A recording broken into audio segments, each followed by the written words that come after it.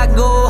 Made a promise to my mother, it's okay, cause I'm gon' die for this. I put my mind to this. Watch all these people, how they treat you, got no time for it. I fear no evil, got my demons, I'm just fine with them. And all these people think they know me, it don't matter to me, cause I'm gon' die for this. I put my mind to this. Watch all these people, how they treat you, got no time for it. I fear no evil, got my demons, I'm just fine with them. All right, everybody, welcome to the 3 Point Stance podcast. You got myself, Kaleb the GOAT, with my guy Dee Gray, and none other than our special guest today, Kevin Dotson. What's up? How you guys doing? My guys in the building. Man, I'm good, man. Got my boy K Dot in the building, man. It's been a while, man. My boy getting old now, man. I still remember that rookie year coming into the South Side, coming there with the do-rag on. Man, every people day. Had a do-rag for every game. New one. Crazy. New do-rag. Still got it on. Hey, I done slowed down on do-rags a little bit. Just a little bit. Oh, man. You man. Oh, man, you slowed on the do-rags, man. Your career might be over, man. You take them do-rags off. Superpowers up in there, man. Man, I'm trying to tell you. Man, we're going to jump right into it, though, K-Dot, man. So, man, give us a rundown, man. Just how training, man, what is mini camp right now going on? Y'all just started mini camp, correct? Yeah, we've been doing the little OTA stuff right now. The little OTA, OTA. Yeah, before the mandatory. The stuff that's optional. Yeah. But, you know. Yeah, optional, yeah. Man. Yeah, I remember those days. So, man. So, like, I know they brought in a lot of linemen this year, man. It's a lot of competition in the room. Drafted a few guys, and you know what I mean. We know you're a hell of a player. So, but how's the O-line room, man, compared to like how it used to be back? For example, when I was there, compared to now. I know they try to rebuild a new culture there and get it back to the old winning ways. So, man, what's different, man? Man, for the O-line wise, man, we a little more. I feel like we more. You know, I can't even say more, but they were real close, but we real close now. We just close in a different way. You know how they was in that old vet mode, like they all been there 8-9 years. They all know each other. Right. But we know each other because we hang out with each other. You know how they used to do the little every like Thursday thing where they'll go eat at go to coffee house. We hanging every day type stuff. So it's like you building that up way faster. Feel like it. It's not as like say scary, but man, when I was a rookie up in that mud, I'm like, man, I'm trying not to mess up when they, I'm trying to ask a question up in there, bouncing them, and they'll jump on something, bro. I'm trying to, hey, let me. Man, I'm telling you, right? I'm trying to squeeze by. When Squeeze was up there asking all those questions, I'm like, yeah. Man, you ain't trying to piss none of the bets off, man. Man, what? I can't even learn the plays. Pouncing them stop the whole meet. Stop the whole meet and talk about the whole meet. Oh, so you don't know what inside zone is? I'm trying to learn how they teach. Man. Yeah, I had to come after. Pounce is a different animal, dog, man. He was definitely a different animal, man.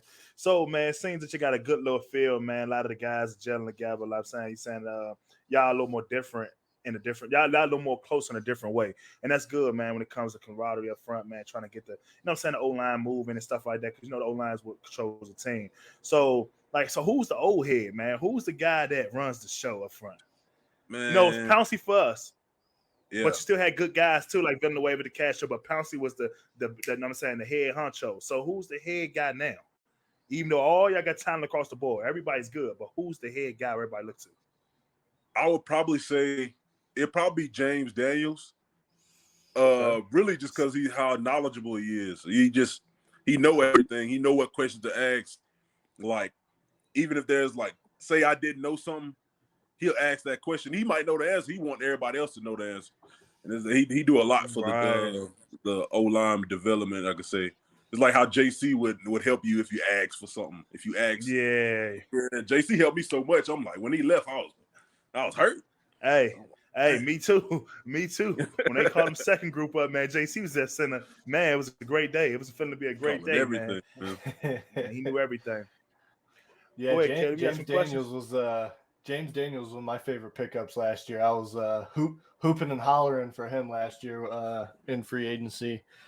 But this is kind of a hot topic. You were interviewed last week about the signing of Isaac Seumalo, and you basically said it's kind of set in stone right now. Do you want to elaborate a little bit more on that or on that competition? It's the business. Everybody who's been in it know there's nothing you can really do once they pay somebody. They'll give you the hope of having a competition, but in the back of your mind, you're not paying nobody $8 a year for them to sit on the bench. So like, you just got to put 2 and 2 together. I just got to play as hard as I can and just hope for opportunities as they come. Just take advantage of them when they come, or possibly something happening outside of staying here. I would love to stay here, but if there's an opportunity of me playing somewhere else, I mean, I might have to take it. I mean, they get what they want, and I gotta try to get what I can get, man. Yeah, I mean, I was gonna say it makes sense. I mean, I believe last year was your first full year as a starter, correct? Yeah. Yeah, because I mean, in the years prior when you were coming in and getting those opportunities, you proved yourself in those moments that you could be that guy. And I think down the line last year, I mean, the whole offensive line that second half of the season was, I mean, in my opinion, if not top 5, you guys are playing like a top 10 offensive line. And that could just be you guys took a little bit to kind of get the – what's the word I'm looking for? Meshing together. Yeah. We was learning a whole new offense. It's always hard to get to learn that new offense and then, and get to know your guys and then get to know your quarterback. So it's like once we got all that meshed out and we really knew what type of team we were, we knew that we could run the ball and stuff like that. The last 9 games were just they started rolling. They started rolling way better. Bully ball. Yeah, that's what we was trying to do. But if nobody has confidence in the plays, it tanks how you can really run the plays. Once we started kind of holding ourselves more accountable and stuff like that, the teams, like everybody start holding each other accountable. It got way easy. Yeah, that's and that you just brought up something that I kind of want to touch on. You brought up like quarterback changes. Obviously, last year or not last year, 2 years ago now, it was Ben, and then you start the first 3.5 games with Mitch, and then in comes Kenny Guns. That's his nickname now, by the way, Kenny Guns. So what was that? What was that transition period like for you guys? It was definitely, even going from Ben to a new quarterback, it was different because he was such like a general on the field that it was like having a coach sitting out there. Yeah. So it's like when he calling plays, he might just change a play. He might change a route just by himself. He might call this play and then change the route of one dude because he feel like he see this linebacker doing this too much and yada yada yada. So him having that free range, it kind of messed with I can say it kind of messed with Canada. At the same time, it don't mess with Canada. It's just that you can't tell somebody who's been in the league 18 years and did all this stuff what they can't do, So it's like you kind of gotta go with what he says because he most likely not wrong. He most likely not wrong. He doing some right stuff. So it's like he couldn't. I feel like Canada couldn't get his full confidence when Ben was there, and then that first year it took a little second for everybody to start gaining a little confidence in him too. Since we on the coaches tip about coaches in Canada and stuff like that, even though everybody know that's my guy, Canada to the death, and it's my guy. No comment. But I mean, he took us to the end with Ohio State without offense, jet sweep this, tackle pulled it. It was crazy. But anyway, we talk about coaches, man. How much better as a coach when it comes to your development individually was Pat Myers been for you opposed to Surratt back in the day? I feel like the room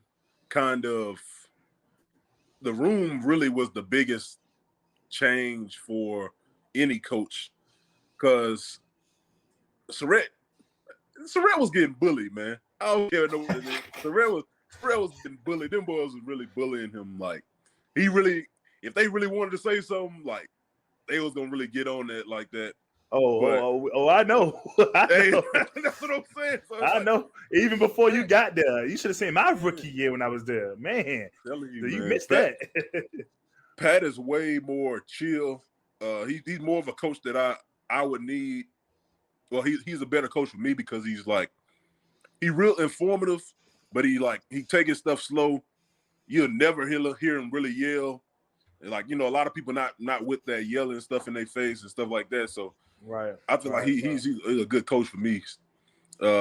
He take his time. You can talk to him after. We don't have no real hardened vets, so it's like you don't have that big dog that's like over everybody. Everybody pretty much with everybody else. Right. Okay. I was just curious, man, because a lot of people speak highly about Pat Meyer, and I was trying to figure out what's the biggest difference. I mean, I haven't been coached by Pat Meyer, but I did have Clem and Surratt, and I knew Clem was an amazing coach, but Pat Meyer seemed to be the guy that knows everything right now, has everything gelled together. So I was kind of like, I want to know, like, what is he doing special over there to get those guys to click like that? You know what I mean? So, I feel like his game planning is top tier too. Like, I don't think people realize how much he do,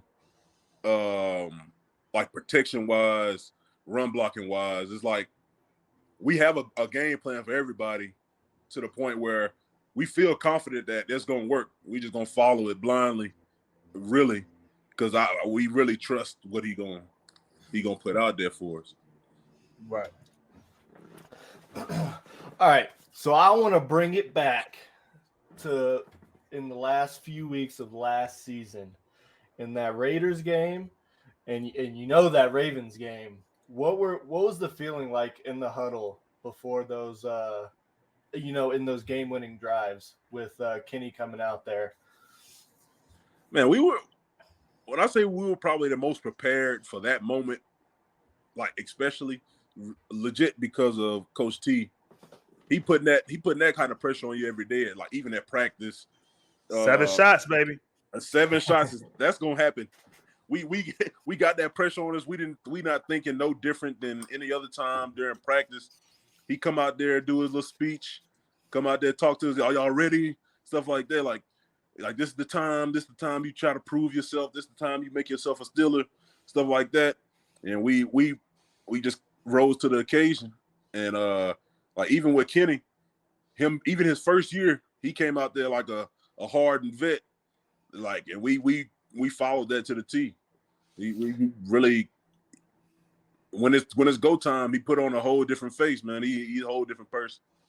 Yeah, I mean, you could tell the teams, nothing against Mitch. I love Mitch to death. I think he's a top backup in the league, but it seemed like the team really like rallied around Kenny and his mindset and just the way he is. I mean, you've seen him on his talk shows and everything like that. He's talking about like the only time I'm going to a Super Bowl is when we're in it and stuff like that. And he kind of like, yeah, I think we all hate Tom Brady in this room, but there's some mannerisms there that kind of remind you of Brady-esque mannerisms.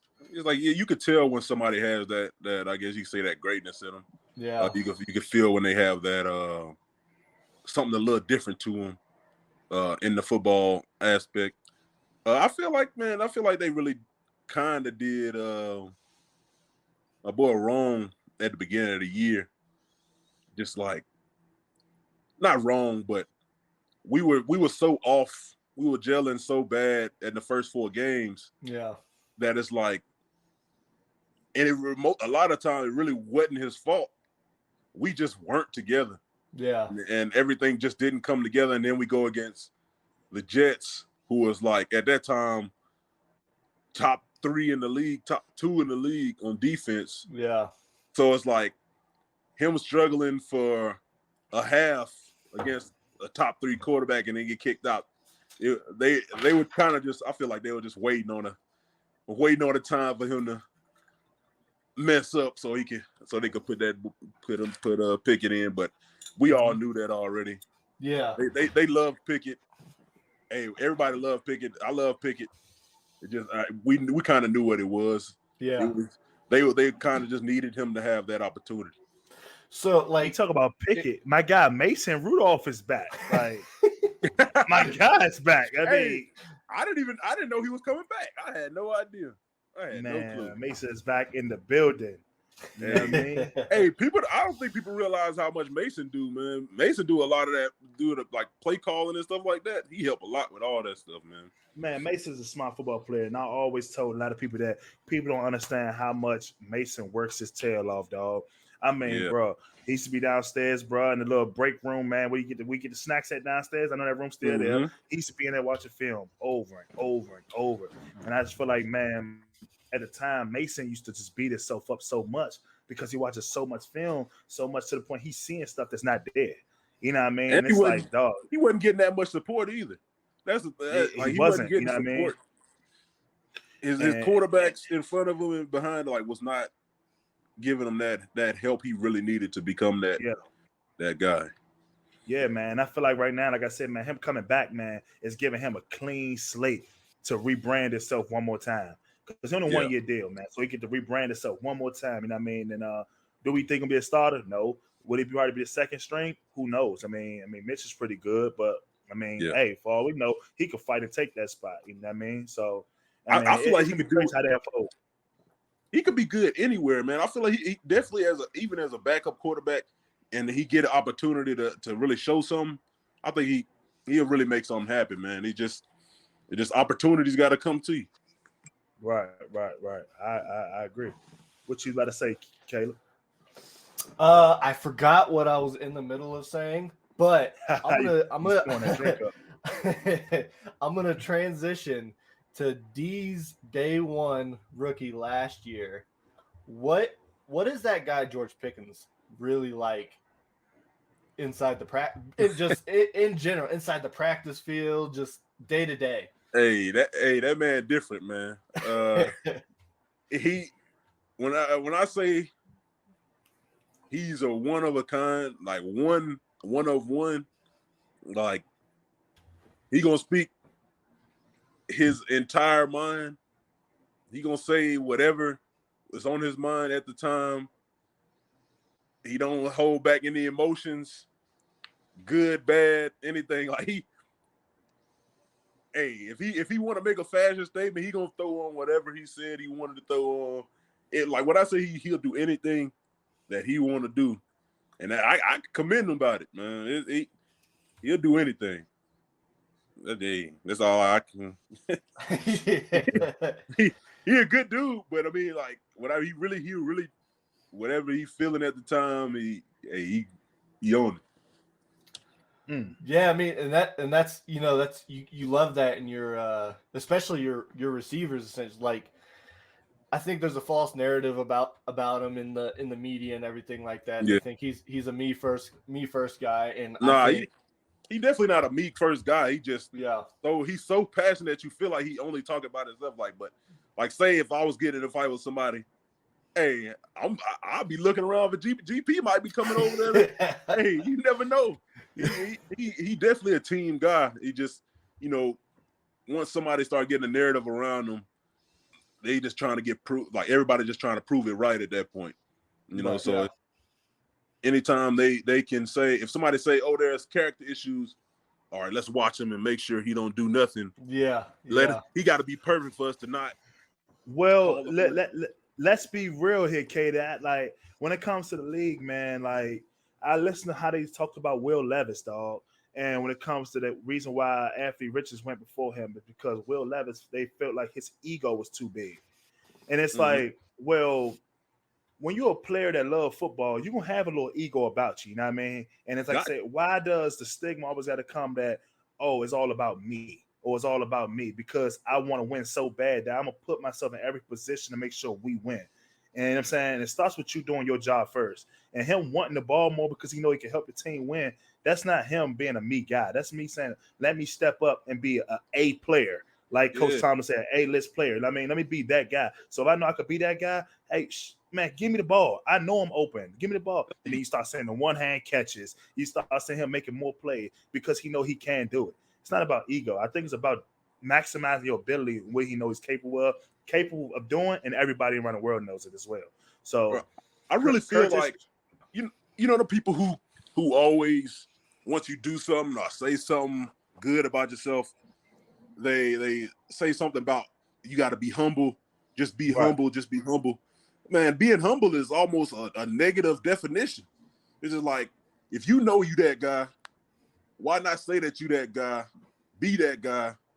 And just because somebody else is uncomfortable with you being that guy, you shouldn't be having to tone yourself down, man. Right. When somebody say you got to be humble, you don't. I mean, there's a difference between being humble and rude. Right. It's definitely different. I mean, come on, man. And let's be real, man. Ego comes from confidence, bro. Like the more confident you are, the more your ego gonna grow because you know that's how good you are and how big your ceiling is. You know what I'm saying? And you know how much you gonna work and went for it, man. I mean, hey, that's how I feel. You know what I'm saying? And it just blows me, man, to hear that. Like y'all say that, man. People so much character. This man, he's a baller, dog, and he's a guy that you need on the field 24/7, in my opinion. Yeah. Shit. I mean, Chad Johnson, all those guys, you one of those guys on the field, despite character issues and all that. Man, keep him on the field because he know he can make every play out there. And those are guys you want. If I was Pickett, as soon as I see ain't nobody open, I'm throwing that mug up to GP. Just throw it up. I'm throwing that mug. Throw it up. I feel like I got a chance if I throw it over there. Because I mean, anytime he got the ball thrown to him, the only time I can think of where he dropped the ball was one time against Indianapolis, and it was like his hands were just positioned weird.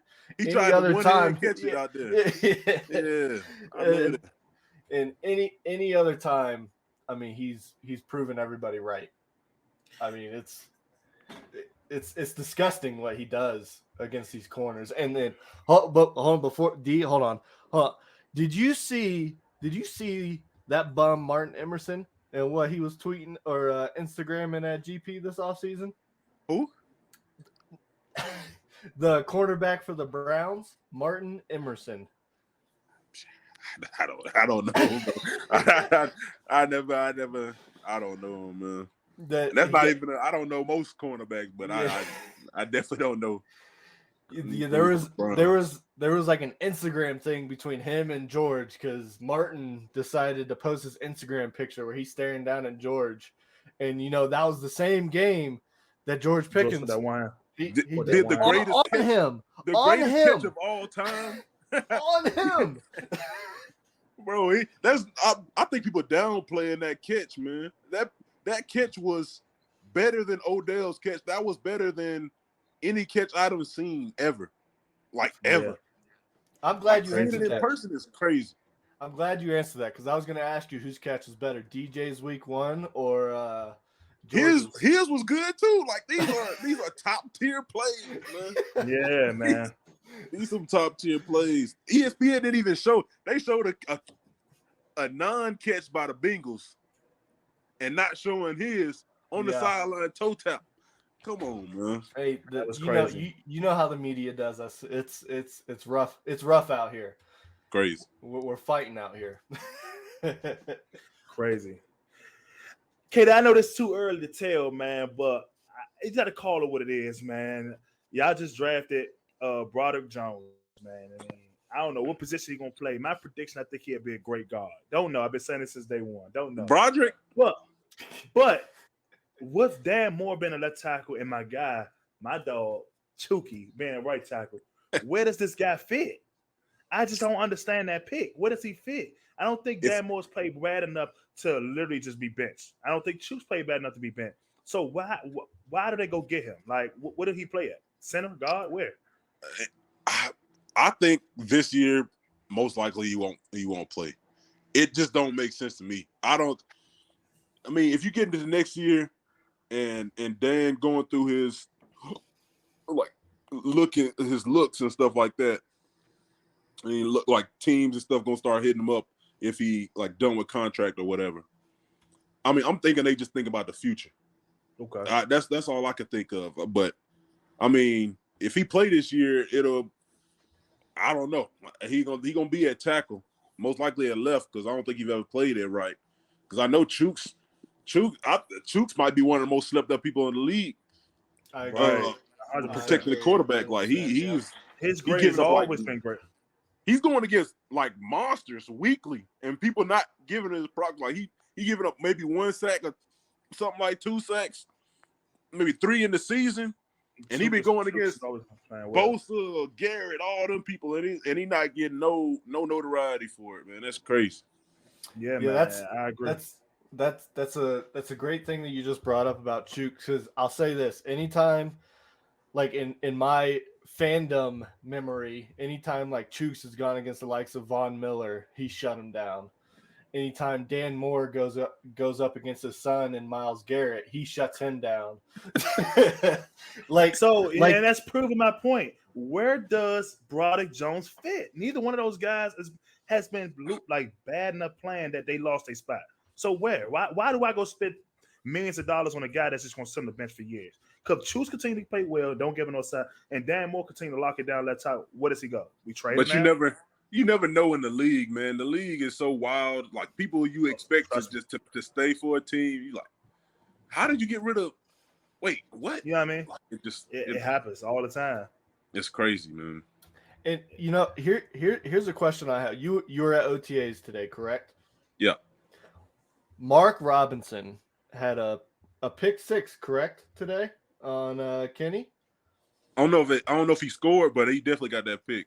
So what's from your perspective? What's his? It seems like he's making that jump that as a fan I'm wanting to see him make, because I love that dude. That dude is a thumper. He seems more like a more athletic Vince Williams. And I know you. That's exactly what I don't think he's gonna thump like Vince. Oh no, he's not thumping like Vince, but he's a little more athletic. He's a little faster. He a little more. He could cover a little more than Vince, but Vince was so smart in how he played that every step he took was confident, and it really. And Vince knew his limitations. He knew he sucked at covering, but he knew that inside that tackle box. He knew that when he came between that tackle box, you better put your head on tight, because he gonna ring your bells and them, and it was crazy, man. So That's what made him and Shazier such a dynamic duo, because Shazier was probably the best cover linebacker. Yeah, I'll say it, even though his career was cut short, the best cover linebacker probably in NFL history. He definitely could have. Joe Schober ran a 4.3. He outran AB, Sammy Coates. He was the fastest guy on that team. Hey, I wouldn't put it past him, man. I wouldn't put it past him for real. He was really, really moving. Like when I used to play Madden, I'm using him. I'm scraping around. Hey, he running down everything. He running toe to toe with a wide receiver. It don't matter. But the user god. Yeah, man. I just wish we could have seen so much more, man. He really was gonna be that guy, like face of the Steelers forever. Yeah, man. Hey, what's one of the departures that left the team that you wish could have still stayed this year? They got guys that left, man. It's like, I wish we could have kept that guy. But really JC, bro. I really shout out to JC, man. I'm about to get JC on here, man. I gotta get JC on the pod. Bro, I know he'll be on his mug. JC one of the coolest people I met out here. When I first got here, I was like, shoot him a text. I used to think JC I thought he was an asshole at first, man. But it was really because Pouncey and them had trained him. Because Pouncey, if y'all don't know, Pouncey go 130% at practice. On walkthroughs. So I'm thinking JC was just like trying to make me look bad. No, this is what Pouncey do to him. He molded him. Yeah, that's the way it was. Bro, hey, bro, we doing a bull rush drill. It's just supposed to be a bull rush drill. And Yankee to the snatch you, do a spin move, and then bull rush. Like, bro, stop! What are you doing? Hey, bro, it's crazy, bro, because I started just pulling dudes to the ground. I was like, I don't even care no more, bro. I started yanking dudes on the ground. Bro. And like we used to do walkthroughs and like, just going over the plays. Bro, when I'm like holding the bag or when you on like walk team or whatever, bro, Pouncey is punching you 100% in your chest. I'm talking about, I'm trying not to get in front of him because he is just like. And then you, the young guy, you got to get down that 2-eye spot, man, and you got to hold that spot down.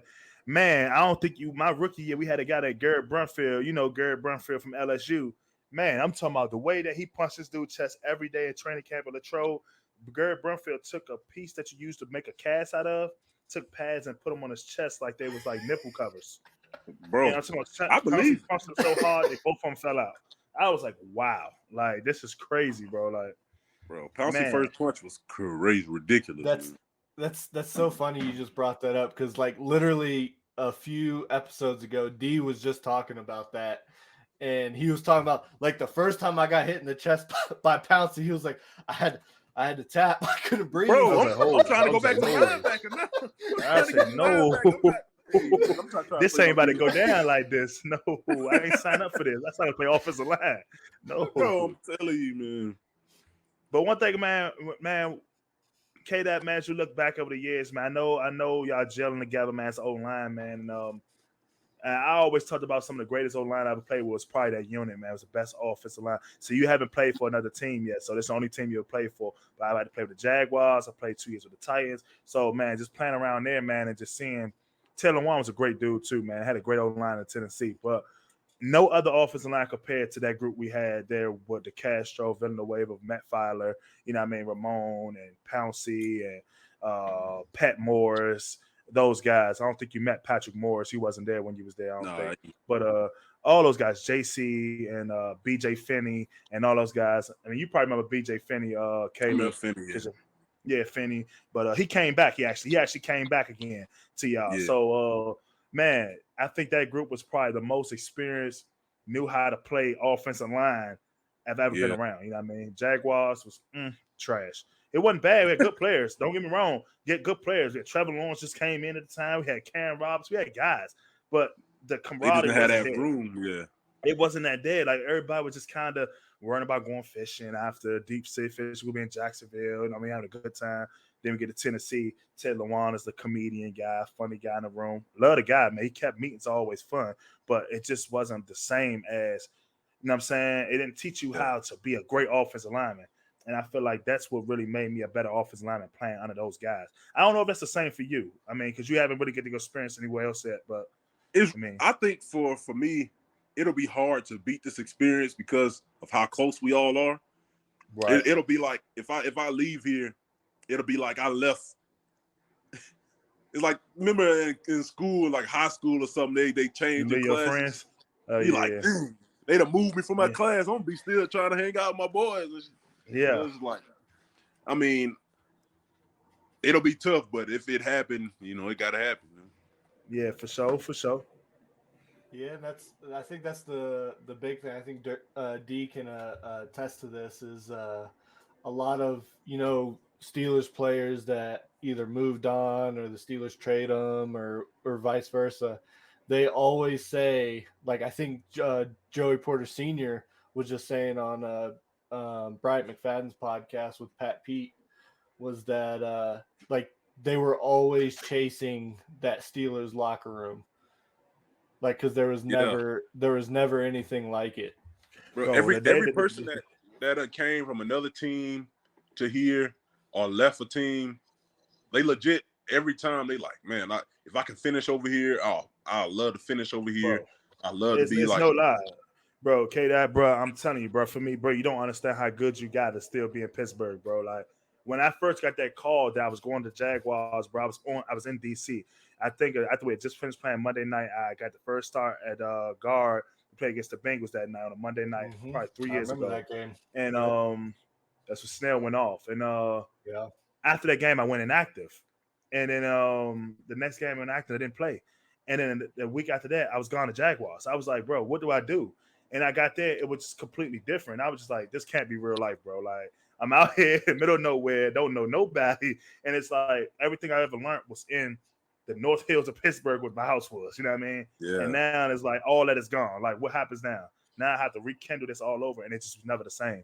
So I'm telling you, bro, it's never going to meet this. You're going to have fun when you go at if you ever go to a different team, but it's never going to be the same as Pittsburgh because that's where you got drafted. That's where you got homegrown. That's where people actually understand you at. When you go to a different team, it's like you're trying to make a new identity. Like you wasn't a draft pick there. No one knows you. They just know of you, but they all they care about is those guys that was there.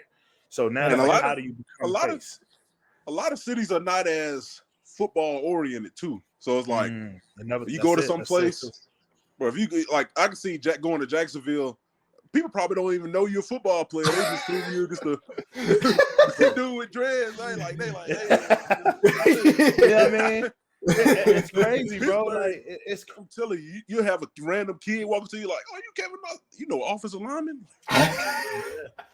Bro, it's real, dog. Like it's so much different, man. It was so much different. Even Nashville is okay, but Nashville known for partying, and Jacksonville it's just wide open. Jaguars won winning at the time, so it's like. And then I went when I got there, we was 1-16 or 1-15 at the time or something like that. So it was like I walked there.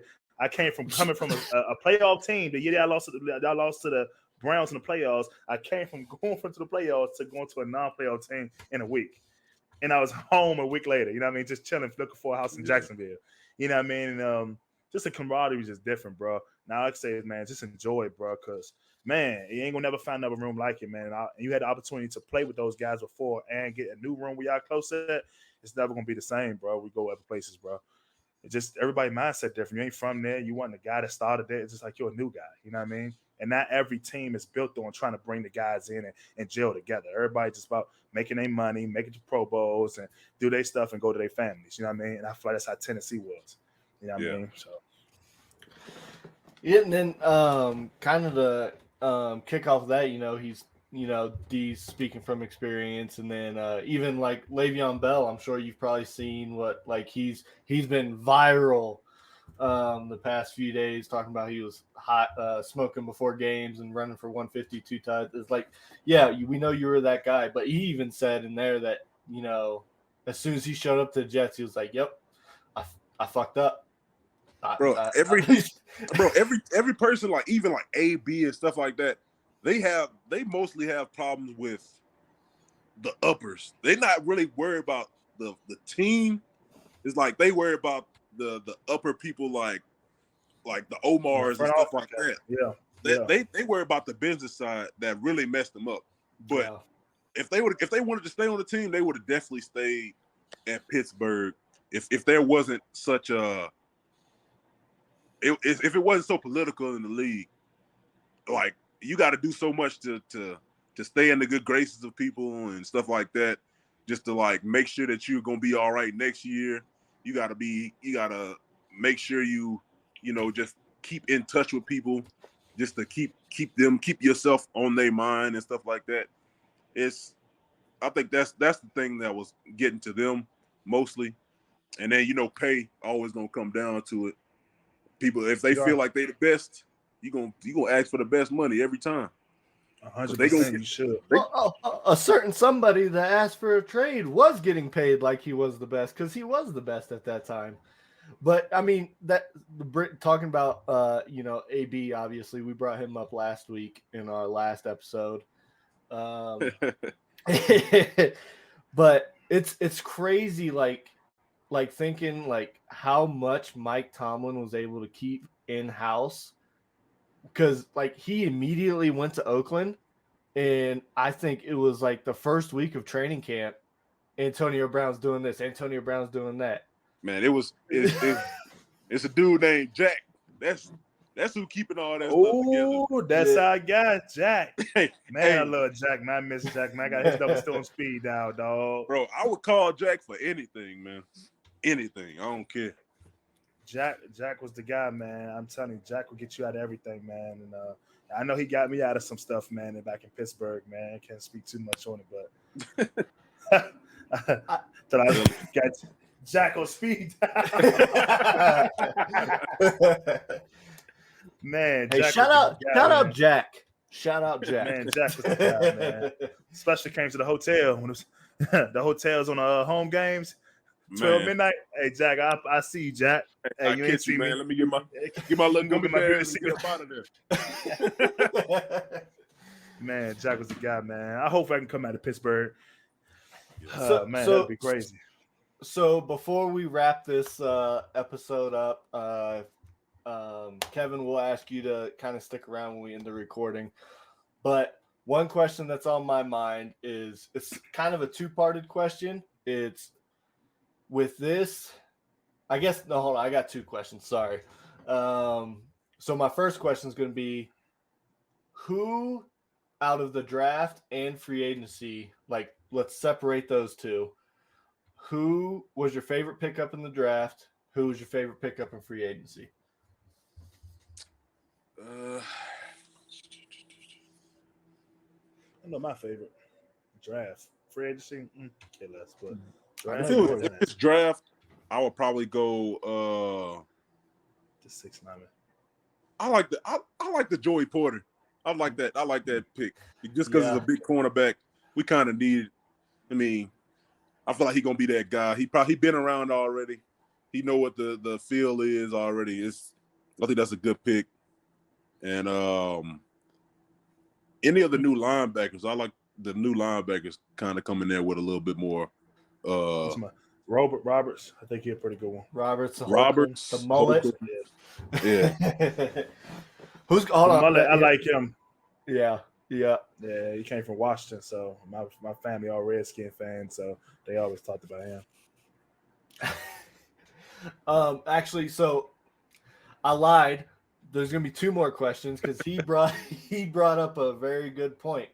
The 6th offensive lineman, Darnell Washington. My guy. What is that? What's it?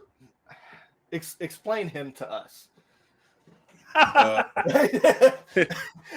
Don't get off. Please don't get off on his mic.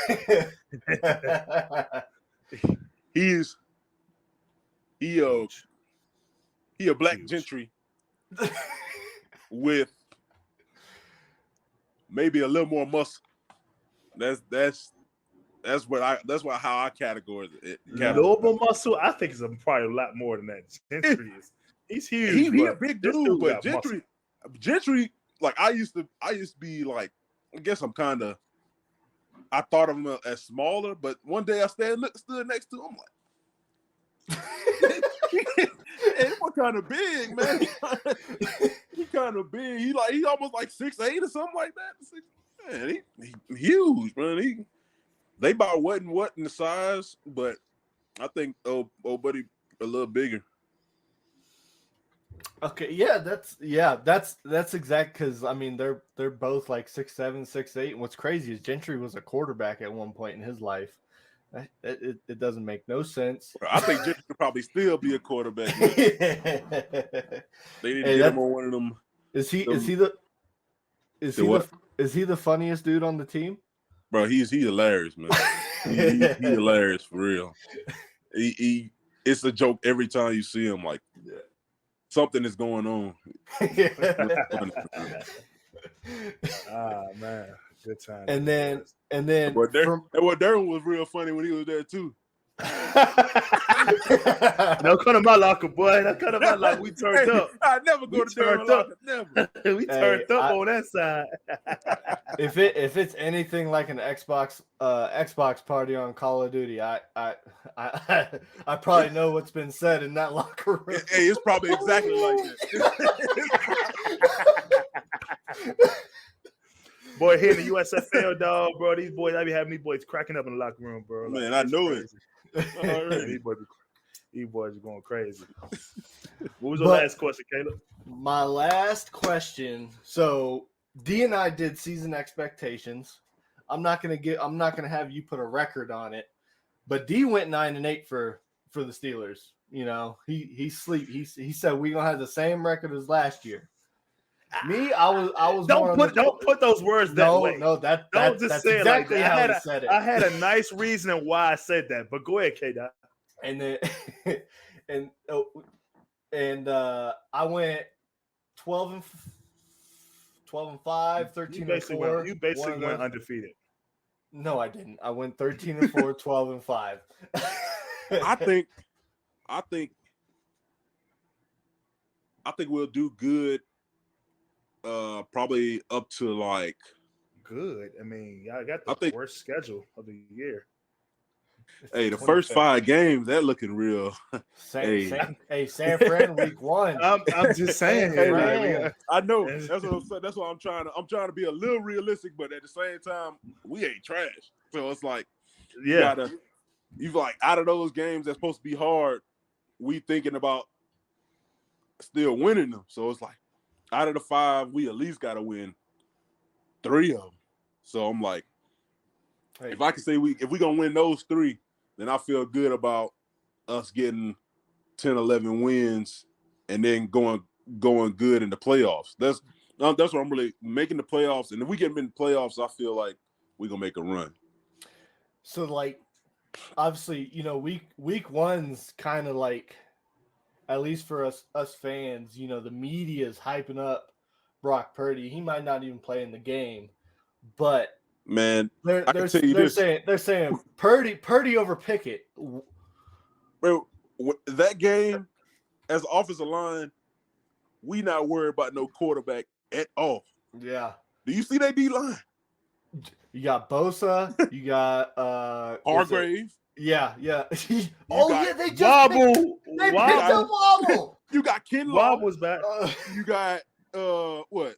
They got the 6'7" guy still. What's his name? Not DeForest Buckner. No, Buckner's in Indianapolis. He's in Indianapolis. But they the same build. I'm trying to think the dude's name. It's not DeForest Buckner and what's the other dude on the other side? Solomon Thomas. Solomon Thomas. Yeah. Hey, that's a nice D line. That's gonna be the test for us at starting of the season. That's a test right there. And they might have the best middle linebacker in the game in Fred Warner. Yeah. Fred Warner's playing really great right now. But, I mean, if you look at what Omar did this offseason, bully ball is in full effect. I mean, I feel like we'll still be able to move, man. We just got to have a game plan, man. I hate what them, how I used to be in high school where they'll hit you with one of those, David and Goliath. Man, I ain't trying to hit none of that, man. Right. If you saying that, you feel like you about to lose. I feel like it's just gonna be a fight, man.